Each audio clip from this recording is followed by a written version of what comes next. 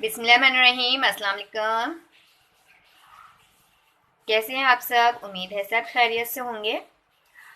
और जी आज 7 मुहर्रम है और बारिशें भी बहुत ज़्यादा हो रही हैं। आज बहुत ज़्यादा बारिश हुई है। अभी इस वक्त ये बन रहे हैं पराठे।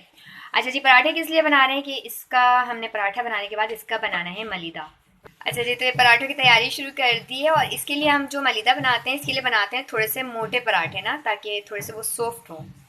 और इसके बाद इसको हमने जो है घी डालने के बाद इसमें अच्छा सा इसको पका लेना है। जब ये पराठा गरम गरम होता है तो इसके ऊपर ही हम डाल देते हैं चीनी। और अभी दूसरा भी बनाएंगे वो भी डाल देंगे, इसी तरह चीनी डालेंगे। और फिर उसके बाद जब ये थोड़ा सा ठंडा हो जाएगा तो इसको फिर हाथों से, बहुत ज़्यादा ठंडा नहीं करना, बहुत ठंडा कर देंगे तो ये इसका अच्छा सा मलीदा नहीं बनेगा। इसको चूरी भी कहते हैं और मलीदा भी कहते हैं। और जी ये इसको अब मलीदे को स्टार्ट कर दिया बनाना। ये पराठे बनाने के बाद इसके पहले छोटे छोटे पीसेस कर लेते हैं। इसके बाद जो है इसको हाथों से अच्छी तरह जो है ना, देखें इस तरह से करेंगे। अच्छा, कुछ लोग रोटी का भी बनाते हैं लेकिन हमें जो है ये पराठे का ही अच्छा लगता है। अगर इसके अंदर देसी घी यूज़ किया जाए तो फिर तो क्या बात है, मलीदे की बहुत ज़बरदस्त बनता है, टेस्ट में भी बहुत अच्छा होता है। ये थोड़ा सा घी गरम किया है, इसके अंदर डाल दी है इलायची। आप इसके अंदर देसी घी का भी यूज़ कर सकते हैं।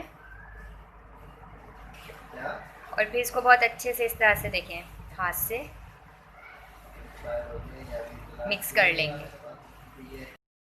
और जी शाम के खाने के लिए बना ली थी बीफ कढ़ाई, जो कि बहुत मज़े की बनी क्योंकि मैं खाना खा चुकी हूँ और अभी मैंने भाई के लिए ला के दिया है। वीडियो तो आज बना ली है लेकिन देखिए अपलोड कब होगी, क्योंकि आज सुबह से जो है नेट प्रॉब्लम कर रहा है। बारिश होती है जब, आपको तो पता है कि लाइट भी जो है ना वो प्रॉब्लम करती है, साथ में नेट भी प्रॉब्लम करता है। जो ये वाली कढ़ाई है इसका मैं लिंक जो है डिस्क्रिप्शन में डालूंगी, आप ज़रूर ट्राई कीजिएगा। ये बीफ कढ़ाई बहुत मज़े की बनती है। तो जी फ़िलहाल हमारे भाई इस चैनल को एंजॉय करते हैं। फिर मिलेंगे किसी नेक्स्ट वीडियो में। अल्लाह हाफिज़।